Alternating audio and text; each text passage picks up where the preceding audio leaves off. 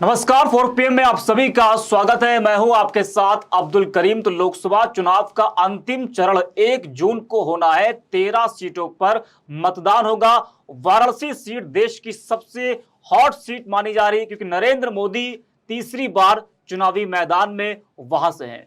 पश्चिम से जब चुनाव पूर्वांचल की तरफ शिफ्ट होता है तो माहौल पूरी तरह से बदल जाता है। बदल इसलिए जाता है क्योंकि इंडिया गठबंधन ने इस वक्त पूर्वांचल में जो माहौल बना रखा है उससे बीजेपी कहीं ना कहीं सहमी हुई है, डरी हुई है। आपने इंडिया गठबंधन के तमाम सभाएं वहां पर देखी और उन सभाओं में जिस तरह से भीड़ जुट रही है उससे तो लग रहा है कि पूर्वांचल इस बार बदलाव चाह रहा है। वाराणसी की हम बात करेंगे। वाराणसी से कांग्रेस के अजय राय हैं और प्रधानमंत्री नरेंद्र मोदी तीसरी बार वहां से चुनावी मैदान में है और बीएसपी ने इस बार उतारा है अतहर जमाल लारी को। जी हां, तो थोड़ा वाराणसी का जो जातीय समीकरण है उस पर हम जरा बात कर ले, वो भी आपको हम बता दें। वाराणसी की बात हम लोग कर रहे हैं तो वहां पर जो कुल मतदाता है वो 19,62,000 के आसपास हैं और वहां पर 75% हिंदू है और 20% मुस्लिम समुदाय के वहां पर लोग हैं और जो 5% है वो अदर समुदाय के लोग वहां पर हैं। और यहां पर जो कुर्मी समाज के मतदाता है वो बड़ी संख्या में है, ब्राह्मण भी है, भूमिहार भी अच्छी संख्या में है। तो आज हम इसी पर बात करेंगे। हमारे साथ 4 PM के संपादक संजय शर्मा जी है।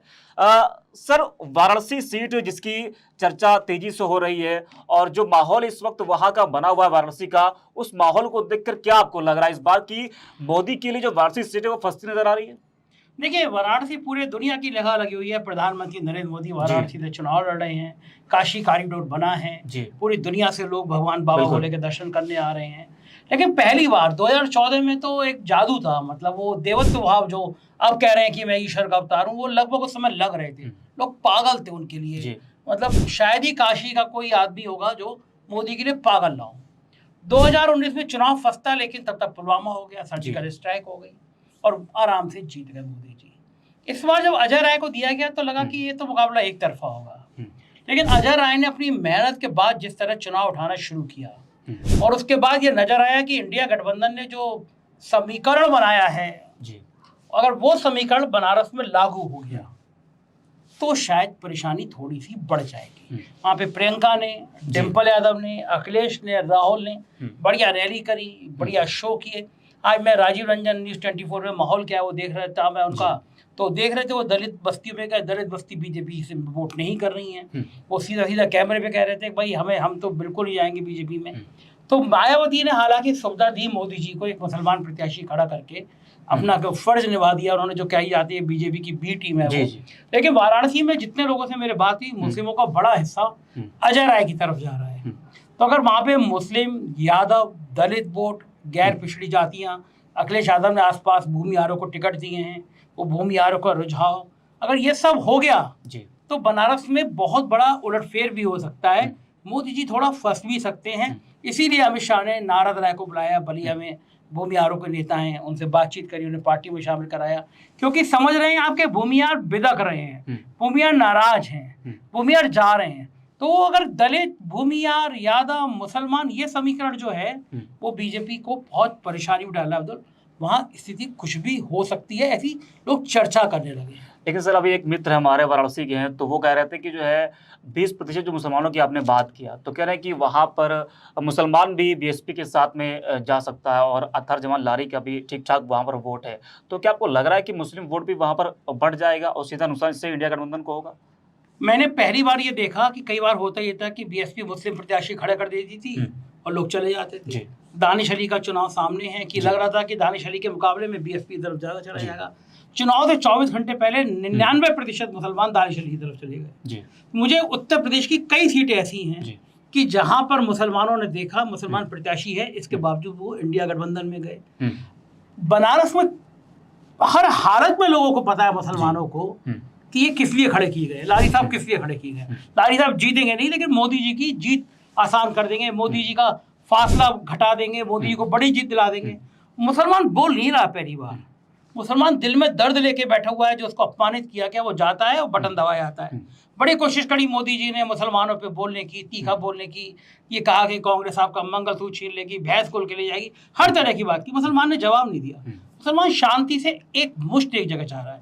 तो बनारस में मेरी सूचना यह है कि मुसलमान जा रहा है, दलित जा रहा है, भूमियार का बहुत बड़ा हिस्सा जा रहा है, यादव जा रहे हैं। तो हो सकता है कि बनारस में इस बार कुछ मजेदार चीजें आए सामने। और डर भी आपको दिख रहा होगा कि नामांकन में किस तरीके से जेपी नड्डा पहुंचे, अमित शाह पहुंचे, तमाम प्रदेशों के मुख्यमंत्री पहुंचे। उसके बाद 33 प्रत्याशियों का नामांकन जो है वो खारिज कर दिया गया। मात्र 6 लोग जो है नरेंद्र मोदी जी के सामने हैं। तो ये दिखाई पड़ रहा है कि जो है डर साफ वहां पर नजर आ रहा है। हाँ बिल्कुल। एक श्याम रंगीला है, वो बहुत बढ़िया श्याम रंगीला का, हाँ, उसका भी करता खारिज है, कर तो दिया उसका गया। खारिज जी कर जी दिया जी गया। एक डर ये भी है ना, देखिए सब हाँ। लोग आए, नितिन गडकरी नहीं आए। जी। तो भाजपा के अंदर की जो लड़ाई चल रही है वो भी साफ दिखती है कि सारे इंडिया गठबंधन के लोगों ने क्रिटिसाइज किया, एनडीए के सब लोग आए, लेकिन गडकरी नहीं आए। मोदी जी को लग रहा है कि अंतर तो इस बार नहीं रहेगा, जीतूंगा भी मैं। तो कि मुझे लग रहा है जीत हार भी कहीं 1 लाख के नीचे हो गई तो मोदी जी के लिए हारने जैसा हो जाएगा वो। अगर मोदी का हार का अंतर जो 4-4.5 लाख था, अगर वो घट के 1-1.25 लाख रह गया, तो मुझे लगता है कि मोदी के लिए नैतिक हार हो जाएगी कि बनारस भी वालों ने उनको अलग कर दिया, किनारे कर दिया। और ये किसी और की गलती नहीं, मोदी जी की खुद गलती है। क्योटो बनाने चले थे, एक बारिश आती है, बनारस लबालब भर जाता है। आपने कॉरिडोर बड़े बढ़िया बना दिया, घाट सुंदर कर दिए, लेकिन गलियों की हालत खराब है।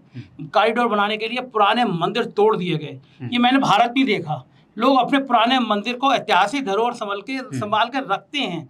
काशी मंदिर के जब जाते थे उन गलियों में, तो दर्जनों छोटे बड़े मंदिर थे, ये सैकड़ों साल के स्थापित मंदिर थे। उनको तोड़ के आप हर जगह 5 स्टार बना दोगे, मतलब देखिए चकाचौंध तो लगेगी। तो आप क्या भगवान शिव के मंदिर पे चकाचौंध देखने जा रहे हो कि सोने के कलश लग रहे हैं, 5 स्टार होटल है बना हुआ है, या फिर भगवान की आस्था देखने जा रहे हो? पुरानी गलियां, वो पुराने मंदिर तोड़ के हर जगह जो 5 स्टार बना रहे हैं ना, तो ये देश बड़े लोगों का बनाते जा रहे हैं, गरीबों का देश खत्म होता जा रहा है। ये वहां भी दिखने लगा, भगवान के घर पे भी दिखने लगा। सर, जो परिस्थितियां हैं वो कितनी अलग आप देख रहे हैं 2014 से 2019। अगर हम बात करें तो 14 में अरविंद केजरीवाल थे, 3,38,000 के आसपास जीत मिली थी नरेंद्र मोदी को। उसके ये बढ़ा मार्जिन 4,72,000 हुआ उस बार। लेकिन जो है पिछली बार जो सपा बीएसपी थे वो एक साथ थे, कांग्रेस अलग थी। इस बार के जो हालात है वो आप क्या देख रहे हैं? जीत का अंतर कितना आप बोले कि जो है वो घटेगा? मुझे तो ये लग रहा है कि कहना नहीं चाहिए, लेकिन मुझे कई लोगों ने कहा कि बसपा के प्रत्याशी अपनी जमानत भी बचा ले तो बहुत बड़ी बात है। और अगर ये स्थिति वाकई में होती है कि बसपा प्रत्याशी की जमानत जब्त होने की स्थिति में आती है, तो निश्चित रूप से अगर ये स्थिति होती है कि बसपा का वोट नहीं मिलता है, अगर मतलब मैं फिर कह रहा हूँ ये स्थिति होती है कि बसपा के प्रत्याशी की जमानत जब्त होने की स्थिति होती है, तो मोदी जी का चुनाव 1 लाख से अंदर आ जाएगा, जीत हार का अंतर। और ये बड़ा अलार्मिंग है, बड़ा खतरनाक है, बड़ा खौफनाक है।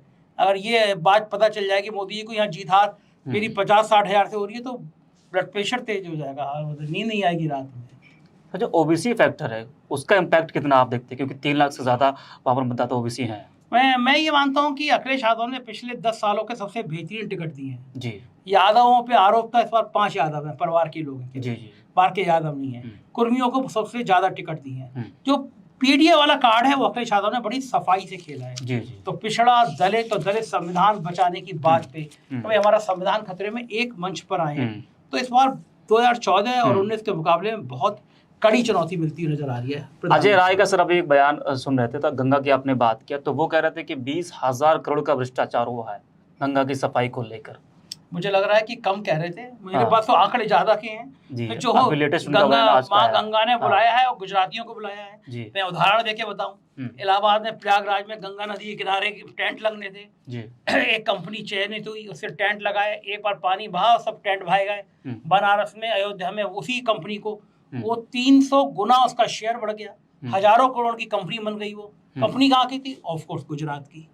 तो बनारस में जितने काम हुए हैं, बड़े काम आप निकालोगे तो कहीं ना कहीं पीछे गुजरात की कंपनियां खड़ी होंगी। तो जब आप ठेके करोड़ों रुपया आप केवल ठेकेदार गुजरात को दोगे, तो वही कहावत होगी कि वही माल कमाएगा गुजराती भाई, घंटा बजाएगा यूपी बिहार का भाई। या घंटा बज रहा है, लेकिन इस बार चुनाव में कहीं घंटा ना बज जाए। विकास के सर मामले में ये कहा जाता है कि जो है बीजेपी ने वाराणसी पर ज़्यादा फोकस किया था, और नरेंद्र मोदी खुद कहते हैं कि जो है मैं यहाँ का बेटा हूँ और काशी वासियों ने मुझे बनारसी बना दिया है। तो विकास के मामले में काशी इन 10 सालों में कितना आगे बढ़ा है? देखिए, विकास के मापदंड में अगर आप कुछ सड़कें बढ़िया कर लेते हैं, मंदिर बढ़िया कर लेते हैं, वही विकास नहीं होता। विकास का मतलब होता है कि वहाँ के लोगों के लिए फैक्ट्री कितनी लग गई, काम धंधे कितने मिल गए, बीए सुरक्षा व्यवस्था कितनी पुख्ता हो गई। बीएचयू की एक लड़की जा रही है, रास्ते में लोग उसको पकड़ के ले जाते हैं, रेप करते हैं, उसका नग्न वीडियो बनाते हैं, और पता चला वो भारतीय जनता पार्टी की नेता है, मध्य प्रदेश में चुनाव करने गए हैं, प्रचार करने गए हैं, उनको बड़ी मामूली धाराओं में जब बहुत हल्ला मच गया तो पहचान करके जेल भेजा गया। ऐसे लोग बीजेपी में कर क्या रहे थे? तो जाहिर बात है कि काशी के माथे पे दाग लगा है। बीएचयू के स्टूडेंट्स लगातार वहां के वाइस चांसलर की गुंडागर्दी के लिए आंदोलन करते रहे। बीएचयू का एक प्रोफेसर जायज मांगों के लिए हड़ताल पर है, एक डॉक्टर। तो ये हो क्या रहा है बनारस में? ये प्रधानमंत्री के क्षेत्र में हो रहा है। मेरे लगता है ये बहुत शर्मनाक है मोदी जी के लिए, और चुनाव में शायद इसको भुगतना भी पड़ेगा। इन घाटों की सफाई के लिए अक्सर वो कहते हैं कि जो है घाट पिछली सरकारों में, घाट ही नहीं है तमाम घाट ही नहीं है। घाट के अलावा अंदर भी बनारस है, जो ओरिजिनल बनारस है वो अंदर गलियों में है। तो घाट साफ कर दो, मंदिर बड़ा बना दो, लेकिन ओरिजिनल बनारस को अगर खत्म कर दो तो वो अच्छा नहीं है। ठीक है सर, आपका धन्यवाद। तो वाराणसी में इस बार क्या होगा और वहां की जनता इस बार किस तरह से बदलाव चाहेगी, ये तो खैर 4 जून को ही पता चलेगा। फिलहाल इतना ही। आप देखते रहे 4 PM।